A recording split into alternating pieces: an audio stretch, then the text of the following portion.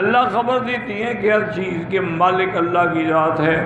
وَأَنَّ كُلَّ شَيْءٍ سَهَلَ عَلَيْهِ يَسِيرٌ لَدَيْهِ، اللہ کے لیے ہر چیز آسان ہے. وَأَنَّ عِندَهُ خَزَائِنُ الْأَشْيَاءِ مِنْ جَمِيعِ، ہر قسم کی نعمتوں کے اللہ کے پاس خزانے ہیں. وَمَا نُنَزِّلُهُ إِلَّا بِقَدْرٍ مَعْلُومٍ كَمَا يَشَاءُ وَكَمَا يُرِيدُ. پانی کا قطرہ بھی گرتا ہے تو اللہ کے حکم سے ایک اندازے کے مطابق گرتا ہے، نہ زیادہ نہ کم. قال یزید بن ابی زیاد ابی جحیفۃ عبد اللہ ما من عام بامطر من عام. یہ نہیں ہوتا کہ اچھا جی اس سال بارشیں نہیں ہوئیں اب زیادہ ہوئیں، یہ اللہ کا منشا ہے. ولکن اللہ یقسم بینہم حیث یشاء، آمن ہا ہونا آمن ہا ہونا. ایک سال اس ملک میں بارشیں ہوتی ہیں، دوسرے سال کسی اور ملک میں بارشیں ہوتی ہیں.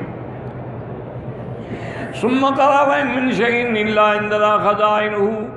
رواه ابن جرير وقال أيضا حدثنا القاسم قال حدثنا هشيم قال أخبرنا إسماعيل بن سعد بن الحكم بن عيينة فالنذر إلا بقدر معلوم.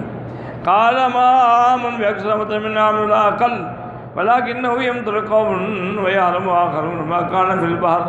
اللہ کی مرضی ہے، اللہ جس بستی کو چاہتے ہیں بارش برساتے ہیں، جس کو چاہتے ہیں محروم کر دیتے ہیں، اور پھر بارشیں سمندر میں برستی رہتی ہیں. قال بلغنا انه ينظر مع المطر من الملائكة اكثر من عدد ولد ابلیس وولد آدم يسوع من نب كل قدر هذا قواتم بتو. کہتا ہے کہ اللہ پاک کے فرشتے بھی اترتے ہیں اور وہ اتنے ہوتے ہیں کہ ولد ابلیس سے بھی زیادہ، اور وہ ایک ایک قطرے کا ان کے پاس حساب ہوتا ہے کہ کہاں گرنا ہے اور اس سے کیا جب پیدا ہونا ہے.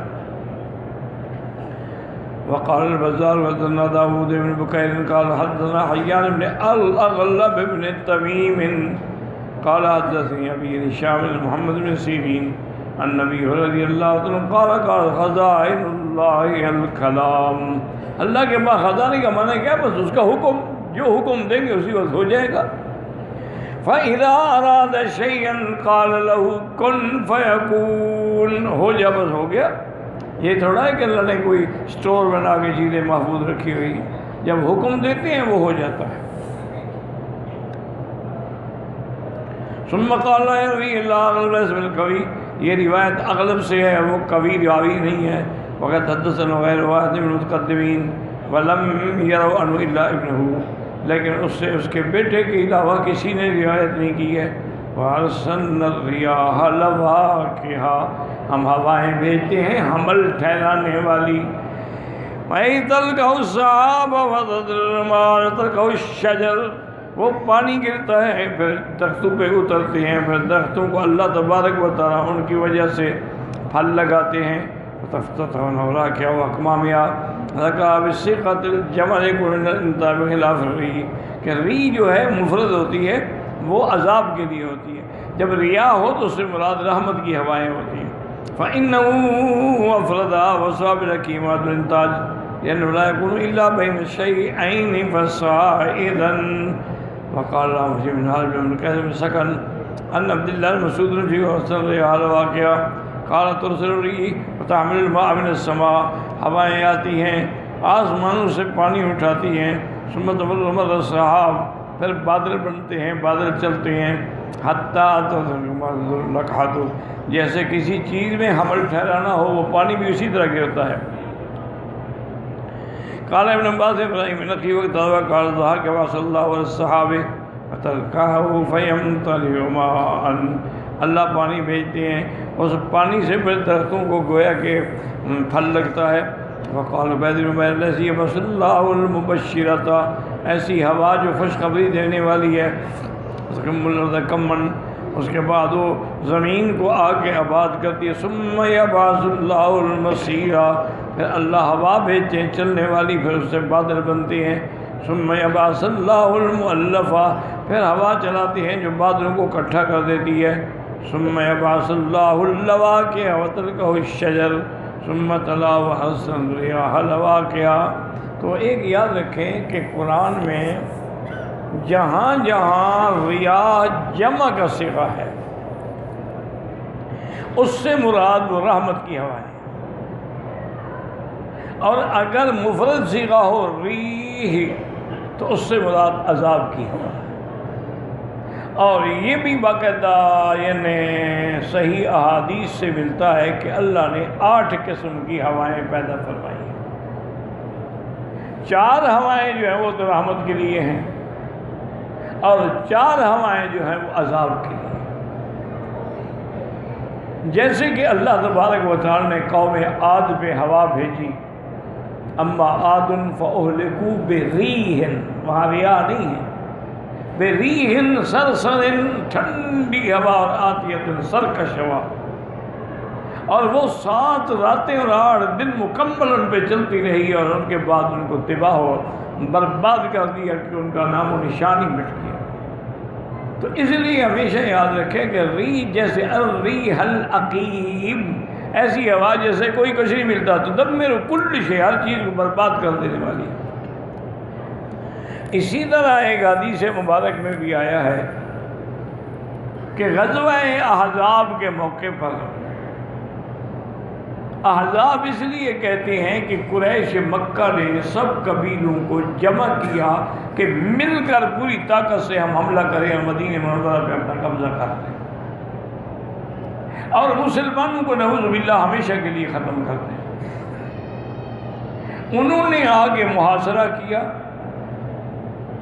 ان کے آنے سے پہلے حفاظتی انداز کے مطابق خندق کھولی گئی، جس میں امت کو سبق دیا گیا کہ اسباب پر بھی عمل کرو، پھر اللہ پہ توکل کرو۔ حضرت سلمان فارسی نے مشورہ دیا تھا کہ حضور ہمارے ملک میں روم کے علاقوں میں جب جنگیں ہوتی ہیں تو وہاں خندقیں بناتے ہیں بڑی بڑی، تاکہ وہ خندق دشمن عبور نہ کر سکے۔ حضور نے بھی پھر وہ خندق بنائی، غزوہ خندق کے نام سے بھی یہ مشہور ہے، اور غزوۃ الاحزاب کے نام سے بھی مشہور ہے۔ حضور صلی اللہ علیہ وسلم کی اس غزوہ خندق کے موقع پر کئی نمازیں قضا ہو گئی۔ اللہ کے نبی نے بد دعا کی، اللہ نے فرمایا کہ اللہم املا قبورہم نارا، کہ جنہوں نے تیرے نبی کی نمازیں بھی قضا کر دی۔ اور پھر اللہ کے نبی نے دعا مانگی کہ یا اللہ میری مدد فرما، ہم ان کا مقابلہ نہیں کر سکتے ہیں، ان کے پاس تمام قبائل کے لشکر ہیں، اور کب تک ہم بیٹھے رہیں گے مدینے کے اندر اور محاصرہ کر کے بیٹھے رہیں گے؟ ان کو تو باہر سے ہر چیز ملے گی نا، ہمیں تو کچھ بھی نہیں ملے گا، کیونکہ وہ تو خندق کے اس طرف ہے نا۔ جیسے وہ ہماری طرف نہیں آ سکتے تو ہمیں بھی تو کوئی چیز نہیں آ سکتی کھانے پینے کی۔ تو صبح کی نماز آپ نے جب ادا فرما لی تو آپ نے فرمایا ابھی پتہ کرو دشمن کی فوجوں کا۔ انہوں نے کہا جی دشمن کی فوجیں کیا؟ ان کا تو وجود ہی ختم ہو گیا، تتر بتر ہو گئے، خیمے اڑ گئے، جانور اڑ گئے، گھوڑے اڑ گئے، بندے اڑ گئے، وہاں تو کچھ بھی نہیں ہے۔ اللہ نے ایسی ہوا بھیجی، اس پر حضور نے فرمایا کہ نصرت بالصبا واہلکت عاد بالدبور، اللہ نے باد صبا سے میری مدد کی اور قوم عاد کو جو ہلاک کیا تو دبور ہوا چلائی۔ اس لیے ہواؤں کی قسمیں ہیں۔ اس لیے ایک بہت بڑا زراعت کا آدمی ہے، اسکالر ہے، جس نے زراعت کے معاملے میں بہت بڑی کتابیں لکھی۔ وہ کہتے ہیں میں حیران ہوتا تھا اس بات پر کہ مثلاً ہم نے اس دائیں لائن میں پھول لگائے ہیں، گلاب کے پھول لگائے، چمیلی لگائی، چمپا لگایا، اور اس طرف جو ہے ہم نے عام پھول لگائی یا سادہ زمین چھوڑ دی، تو ان کو یہاں وہ کیسے پیدا ہو جاتا ہے وہ پھول؟ ہم نے تو لگایا ہی نہیں، ہم نے تو اس طرف لگایا ہے، ادھر تو سادہ زمین تھی اور پھول تھے۔ وہ کہتے میں اس پہ ریسرچ کرتا رہا لیکن مجھے کوئی بات سمجھ نہ آئی۔ ایک مسلمان نے یہ آیت پڑھ کے مجھے سنائی کہ وَأَرْسَلْنَا الرِّيَاحَ لَوَاقِحَا، ہم ایسی ہوائیں چلاتی ہیں جو حمل ٹھہراتی ہیں، کہ ایک جگہ سے بیج کو اٹھایا اور دوسرے میں ڈال دیا تو وہاں بھی پیدا ہو گیا۔ تو اب مجھے سمجھ آیا کہ یہ کیسے پیدا ہوتا ہے۔ انہوں نے کہا کہ واقعی اللہ کی قدرت کا کمال ہے۔ اسی لیے آپ دیکھیں نا جی، کبھی آپ 2 پودے لگاتے ہیں، 3 لگے، وہاں 10 پیدا ہو جاتے ہیں۔ تو اللہ کی طرف سے وہ ہوائیں بیج اٹھا کے دوسرے میں ڈال رہی ہوتی ہیں، اور ان کی تعداد اور عدد جو ہے وہ بڑھ رہا ہو۔ اور اسی طرح یہ ریا جو ہے مبشرات، یہ خوشخبری دینے والی بھی ہیں، یعنی بارش کے آنے سے پہلے۔ سیدہ عائشہ صدیقہ رضی اللہ تعالیٰ عنہ کی صحیح روایت ہے، وہ فرماتی ہیں کہ جب حضور آسمان پہ بادل دیکھتے تھے تو حضور پاک گھبرا جاتے، آپ کے چہرے کا رنگ مبارک بھی تبدیل ہو جاتا، اقبل و ادبر اقبل و ادبر، گھر کے اندر آتے باہر جاتے، پھر اندر آتے پھر باہر جاتے۔ تو میں نے ایک دن عرض کیا کہ حضور بادل آتے ہیں، لوگ تو خوش ہوتے ہیں کہ بارش ہوگی، انجوائے کریں گے، آپ گھبرا جاتے ہیں۔ فرمایا ہم کو پتہ نہیں ہے، بادلوں کی شکل میں اللہ کے عذاب بھی آئے، تو میں ڈرتا ہوں کہ کہیں میری امت پر بھی عذاب نہ آ جائے، کہ پہلی امتوں پر بھی ایک عذاب بادلوں کی شکل میں آیا، انہوں نے دیکھا کہ ھذا عارض ممطرنا، یہ بادل آ گیا، اب برسے گا، ہمیں پانی ملے گا، آبادیاں ہوں گی۔ ان کو پتہ نہیں تھا کہ وہ تو اس کے اندر تو عذاب ہے۔ اس لیے بی بی عائشہ فرماتی ہیں کہ پھر جب وہ بادل برسنا شروع ہو جاتے تو اب حضور مطمئن ہو جاتے کہ ہاں یہ بارش ہے، عذاب نہیں ہے۔